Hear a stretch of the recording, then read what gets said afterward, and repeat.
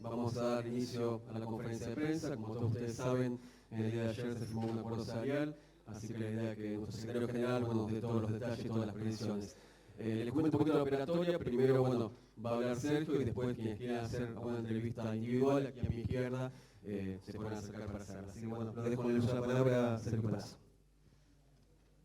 Bueno, muchas gracias por venir. Buen día a todas y todos. Para anunciar cómo ha sido el acuerdo de la asociación bancaria.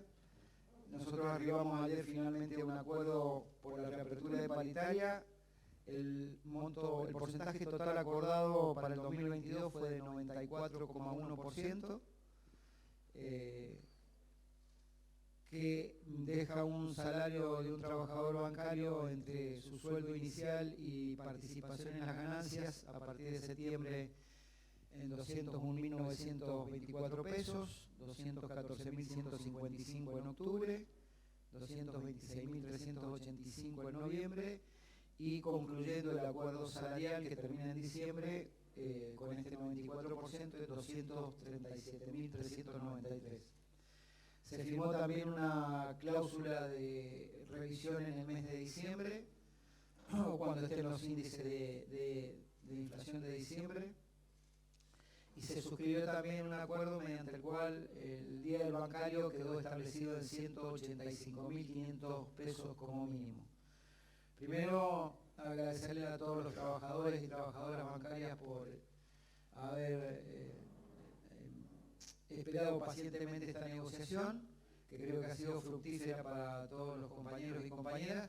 Segundo, agradecerle y pedirle disculpas al periodismo. A veces la intensidad de la negociación o los caminos que tiene una negociación impiden que uno pueda prestarle toda la atención que ustedes se merecen y requieren por su actividad, así que era tratar de cerrar la paritaria como objetivo primario y por supuesto estar a disposición de ustedes. Habilitamos las preguntas. ¿Qué tal? Buen día, Alejandro Moreira para C5N. Viendo este piso que están logrando ustedes, ¿cómo considera que va a ser en el resto de los sectores, ¿no? ¿Va a haber calma o va a ser como las negociaciones que ha habido, por ejemplo, en el gremio del neumático? Por lo que he visto, cada organización pone siempre alguna cláusula de revisión en sus acuerdos salariales, así que supongo que transitará en la normalidad de una negociación colectiva. Nosotros tuvimos la oportunidad de discutirlo seriamente y que se interpretara que la inflación va a estar más o menos en ese orden a final de año y también gracias a eso nosotros pudimos en cierta medida arreglar. Aspiro como trabajador y también como ciudadano de este país que el sector empresario esté a la altura de las circunstancias en otras actividades y puedan suscribirlo. La mayoría de los acuerdos siempre tienen una cláusula de revisión, así que supongo que cuando la inflación lo supere, esas cláusulas de revisión se activarán porque también hay una política del Ministerio de Trabajo en ese sentido de permitir la apertura de paritarias. Acá Palazzo, buen día. Hola. ¿Cómo le va? Rodrigo Jorge de Radio Mitre. Sí. Bueno, felicitaciones por el acuerdo. Gracias. Y consultarlo acerca de, entiendo que la matriz o la naturaleza de los acuerdos paritarios es la inflación. No hay otro tema que no sea la inflación y además de compensar el salario de los trabajadores. En ese sentido y en este marco de discusión que se está dando, a raíz del pedido que hiciera también la vicepresidenta respecto a analizar la renta de las empresas, proyecto que está viendo el gobierno también, el viceministro de Economía dijo que el gobierno nacional tiene que hacer una revisión al respecto. Le pregunto en su condición de diputado nacional y también de representante sindical de uno de los gremios más importantes del país, ¿cuál es la proyección que ustedes tienen de esto? ¿Hay que legislar a raíz sobre esto? ¿Alcanza con hablar solamente de renta inesperada para controlar la inflación o hay una deuda que el gobierno no está controlando? ¿El culpable de la inflación es la renta de las empresas o es el gobierno que no la puede contener? Bueno, es muy amplia e inteligente la pregunta. Vamos por parte. Primero, la negociación paritaria en cualquier actividad no solo tiene el componente de lo que significa la inflación. Tiene otros componentes que tienen que ver con el nivel de actividad, tienen otros componentes que tienen que ver con el nivel de rentabilidad y a partir de esas tres conjunciones uno desarrolla una negociación que a veces cuando la actividad le va mal tiene que priorizar no la caída del ingreso, pero sí tiene que priorizar los puestos de trabajo y cuando a las actividades le va bien sí podemos discutir incrementos superiores a la inflación. Entonces, esto como primer concepto respecto a tu pregunta. Y la segunda parte de la pregunta, vinculada a la tasa de rentabilidad de las empresas o la falta de control del Estado en materia de lo que significa la composición del precio. Yo creo que por un lado hay una voracidad rentística de los sectores particularmente monopólicos en la Argentina u oligopólicos, ya que resulta inentendible que sigamos teniendo precios que subieron cuando el dólar mezclado, todos los tipos de dólar, daba 330, 340, ahora que está por debajo de 300, no bajaron los precios. Antes los subieron porque el dólar subía, ahora no los bajaron. Hemos estado durante mucho tiempo con tarifas casi congeladas, digamos, en la Argentina, y sin embargo subían los productos, y la energía es un factor fundamental en todos los procesos o las cadenas de producción. Entonces, por un lado vemos que hay un oportunismo de acrecentar la rentabilidad por parte de los sectores oligopólicos o monopólicos básicamente, y también en otro tipo de actividades comerciales.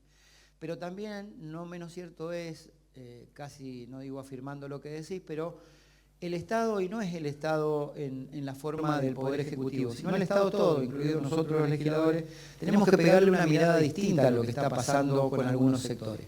Por ejemplo, yo escucho habitualmente al partido de oposición en la Argentina, que es Juntos por el Cambio, insistentemente hablar de que hay que bajar impuestos. Es un buen discurso, esto sin duda, es un discurso seductor y tentador para cualquiera. Pero hay que decir con claridad que los estados sin cobrar impuestos no funcionan en ningún lugar del mundo.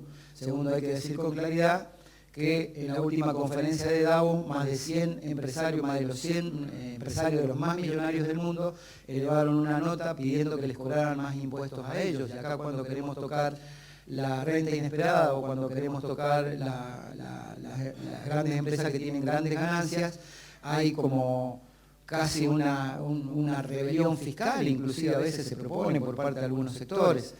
Y hay un dato que no es menor, así como quisieron graficar, creo que fue una de las cámaras empresarias más grandes, no sé si fue AEA, que decía que había 138 impuestos en la Argentina, que luego un informe del CEPA lo desmintió, porque habían incluido tasas y servicios, hasta servicios crematorios de cementerios y demás dentro de los impuestos.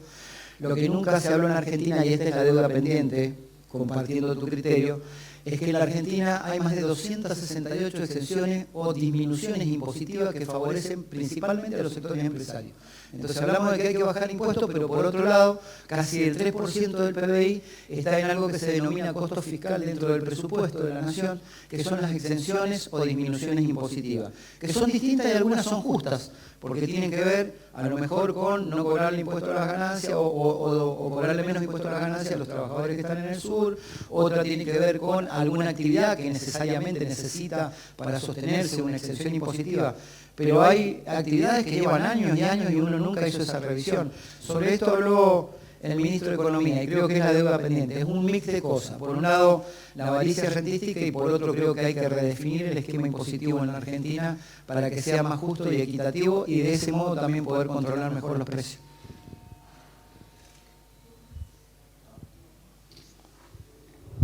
Hola Sergio, ¿cómo le va? Fernando Fraquelli de la Televisión Pública.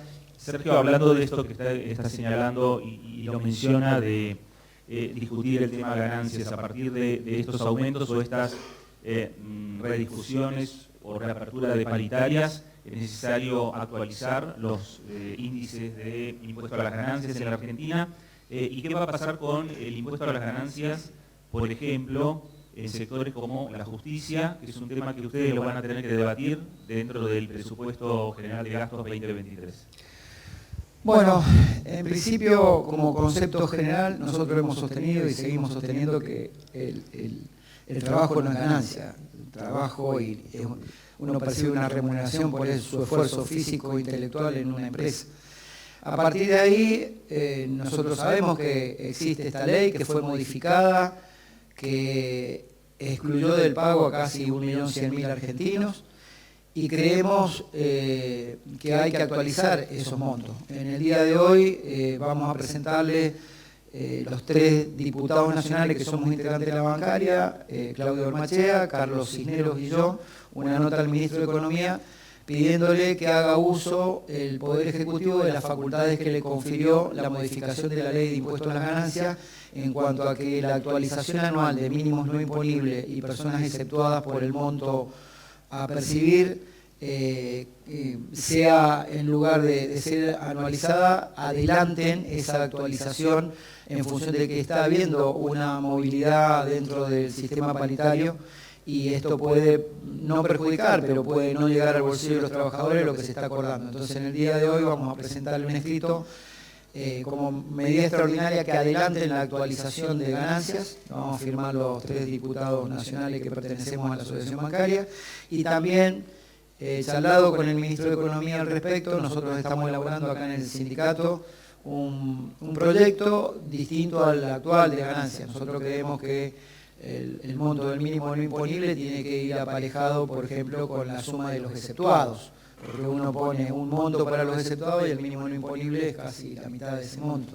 Entonces estamos trabajando, y la parte, digamos, de lo que sería el proyecto lo estamos terminando, y estamos también ahora empezando con los economistas a ver los recursos fiscales para poder avanzar. Le hemos avisado también que vamos a presentar un proyecto en el Congreso en ese sentido.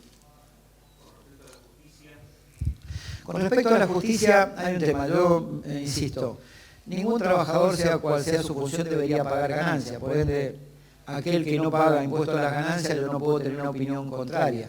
Sí entiendo que no se puede ser un juez que no paga ganancias, lo cual sería correcto, porque su salario no es ganancia, pero a su vez, cuando llegan las causas judiciales hablando de que ganancia resulta confiscatorio, votan en contra de la posibilidad de que el resto de los trabajadores sea. Tiene que haber una norma más equitativa.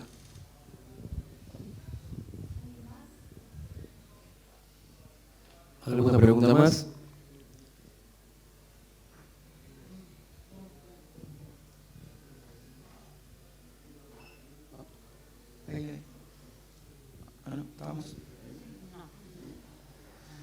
Bueno, entonces pasamos a las preguntas individuales. Quienes quieran hacerlo, acá a mi izquierda. Hacemos las entrevistas para las personas periodistas que consideren. Muchas gracias.